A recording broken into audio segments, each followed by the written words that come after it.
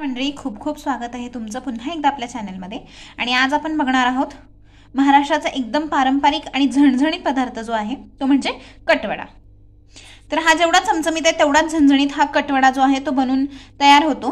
तर त्यासाठी आधी आपण कट कसा बनवायचा याची रेसिपी बघूयात। तर कट बनवण्यासाठी इथे 2 मध्यम आकाराचे कांदे ते चिरून घेतलेले, मोठे चिरलेत।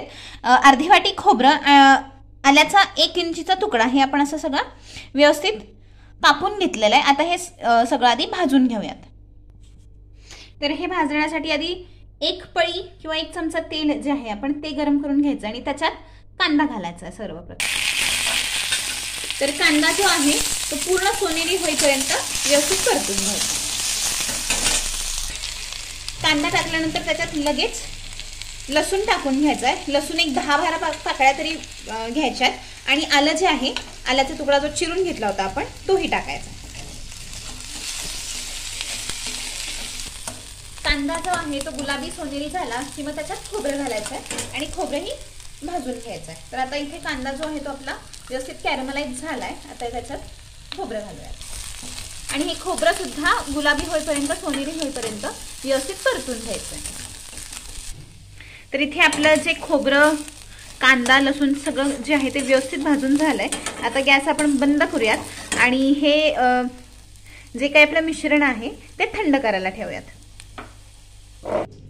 तर इथे मध्यम आकाराचे आपण बटाटे जे आहेत 4 ते 5 ते शिजवून घेतलेले आहेत। याच्यातून 5 ते 6 वडे होऊन जातात। तर आता याच्यासाठी आपण बघूयात बेसन किती लागते आपल्याला। तर जेवढे बटाटे आहेत त्याच प्रमाणात बेसन घ्यायचं। 5 चमचे बेसन इथे आपण घेणार आहोत। तर इथे 5 चमचे आपण बेसन घेतलंय। तर त्यासाठी 1 चमचा जो आहे तो कॉर्नफ्लॉवर घेतोय। त्याच्याऐवजी तुम्ही तांदळाचं पण पीठ घालू शकता। याच्यामुळे वड्यांमध्ये जो आहे ना तो असा क्रंचीनेस येतो, म्हणून कॉर्नफ्लॉवर घ्यायचं। कॉर्नफ्लॉवर नसेल तर तांदळाचं पीठही घालू शकतात, त्याने सुद्धा क्रंचीनेस छान येतो। आणि काहीच नसलं तरी नुसता बेसनाचे सुद्धा वडे तुम्ही करू शकता। तर या पिठामध्ये अगदी चिमटभर एवढाच सोडा घ्यायचा आहे, याहून जास्त सोड्याची गरज नाही। आणि चिमटभर हळद सुद्धा घालायची आहे, चवीनुसार मीठ आणि थोडासा चवीसाठी ओवा, कारण बेसनाचा पदार्थ आहे। ओवा घातला तर ते पचतही आणि छानही लागतो।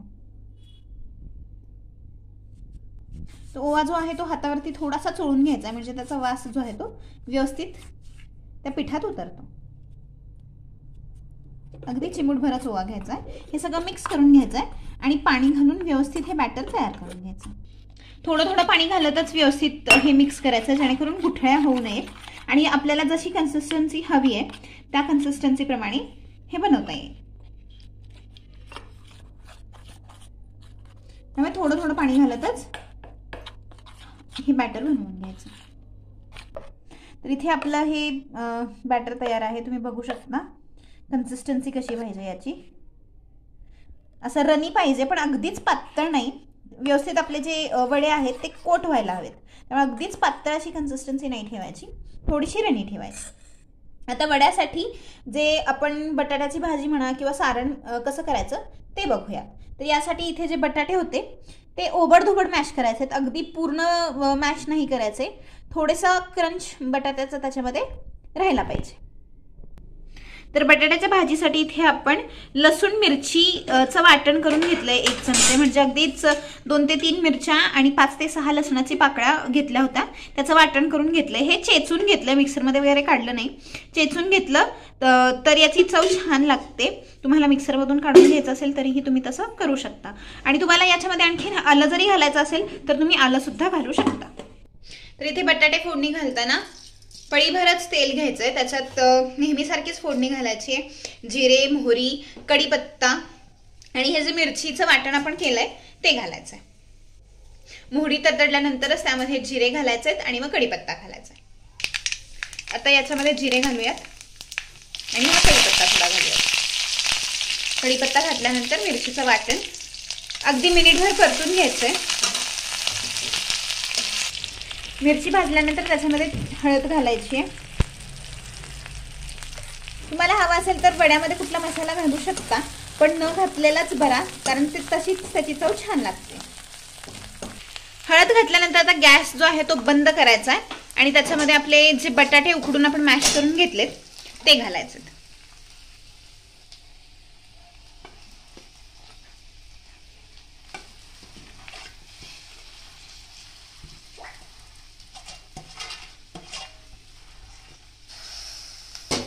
तर व्यवस्थित हा बटाटा परतून घ्यायचा. तर याच्यात पण चवीनुसार मीठ घालायचं. मीठ घालताना थोडीशी काळजी ही घ्यायची का म्हणजे जे बेसनाचं बॅटर बनवलंय त्याच्यात सुद्धा मीठ घातलेलं आहे, त्यामुळे त्या प्रमाणातच मीठ घालायचं जेणेकरून जास्त होऊ नये वड्याला मीठ. गॅस बंद केल्यानंतरच याच्यामध्ये बटाटे घालायचे, म्हणजे हे जे बटाटे आहेत कारण आपण नंतर वडे तळणार आहोत त्याच्यामुळे आत्ता गॅसवरती हे जे बटाटे आहेत ते भाजले नाहीत तरी चालतात. गॅस पूर्णपणे बंद आहे, तुम्ही इथे बघू शकता.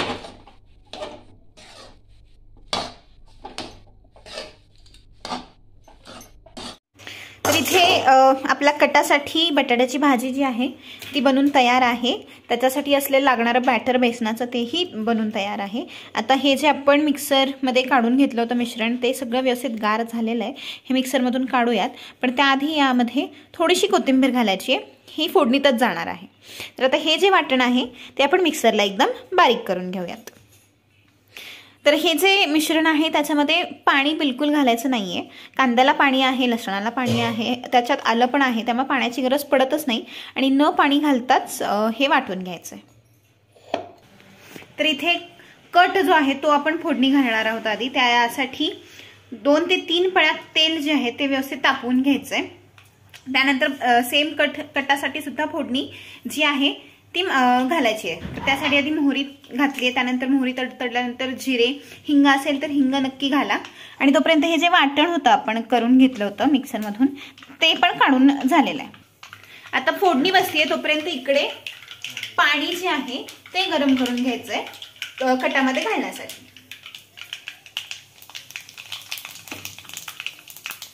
जिरे, मोहरी, कढीपत्ता आणि हे जे वाटण आपण करून ठेवलंय तेही सगळं घालून घ्यायचं.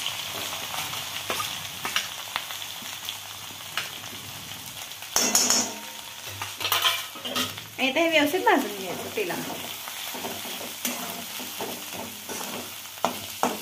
हे भाजून झाल्यानंतर यामध्ये हळद, लाल तिखट, तुमच्या आवडीचे मसाले म्हणजे धणेपूड, जिरेपूड, पुन्हा गरम मसाला, किचन किंग मसाला, जे मसाले तुमच्याकडे अवेलेबल असतील जे तुम्हाला घालायचे ते तुम्ही घालू शकता.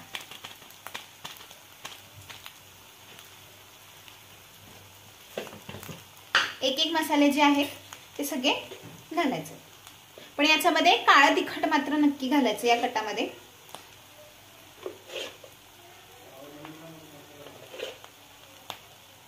कांदा लसूण मसाला जो आपल्या घरी असतो तो घालायचा.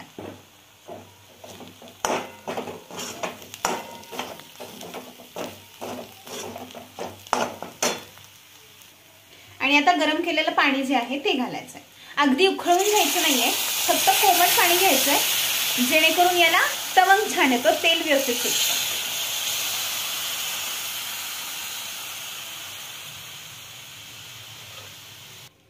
तवर थोडासा गरम मसाला घालायचा किंवा किचन किंग मसाला घातला तरीही चालेल. आता याला व्यवस्थित एक उकळी येऊन द्यायची आहे, पण त्याआधी याच्यात चवीनुसार मीठ आणि आपण थोडीशी साखर पण याच्यामध्ये घालणार आहोत जेणेकरून चव जी आहे ती आणखीन छान होते.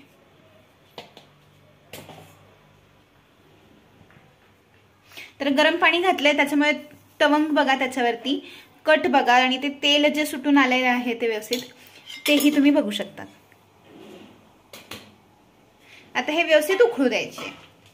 तोपर्यंत आपला कट जो आहे त्याला उकळी येते तोपर्यंत इथे वडे जे आहेत आपले ते तळून घेऊयात. तर यासाठी तेल जे आहे ते गरम झालेलं आहे, झालं का नाहीये हे सुद्धा तुम्ही चेक करू शकता.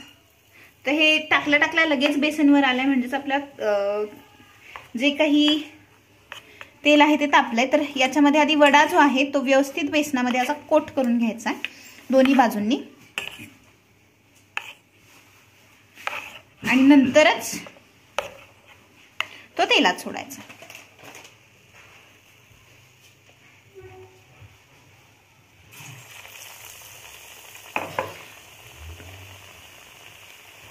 तर वडे तळताना गॅस जो आहे आपला तो मध्यम आचेवरतीच तळून घ्यायचे। मध्यम आचेवरती हे वडे जे आहेत ते तळायचे। गॅस मध्यम आचेवर ठेवायचा आणि दोन्हीकडून व्यवस्थित तळून घ्यायचा। दोन्हीकडून व्यवस्थित सोनेरी होईपर्यंत हा जो वडा आहे तो तळून घ्यायचा। तर इथे वडे जे आहेत आपले ते तयार आहेत। कट जो आहे तोही तुम्ही बघू शकता व्यवस्थित तयार आहे। आता याचं प्लेटिंग करून घेऊयात।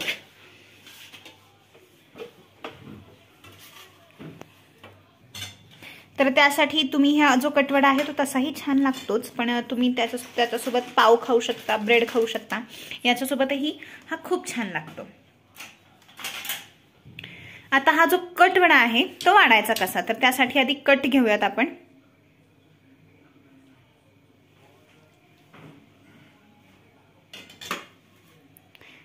त्यामध्ये हा नुकताच तळलेला गरम गरम वडा ठेवायचा आहे।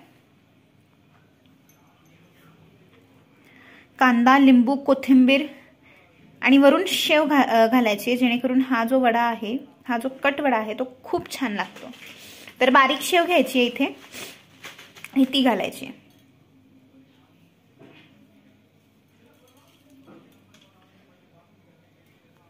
तर हे आपलं ताट आहे, ज्याचा जो काही कटवडा आहे तो बनून तयार आहे। तर हा आहे कटवडा, एकदम चमचमीत झणझणीत असा लागणारा।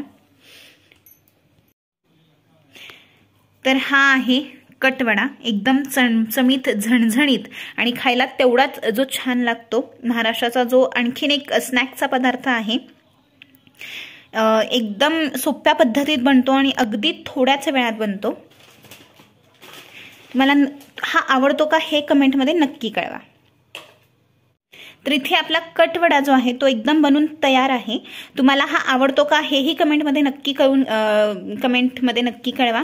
तुम्हाला ही रेसिपी कशी वाटली हेही कमेंटमध्ये नक्की कळवा। आणि व्हिडिओ आवडला असेल तर लाईक करा, भरपुरात भरपूर शेअर करा आणि चॅनलवर नवीन असाल तर सबस्क्राईब मात्र नक्की करा।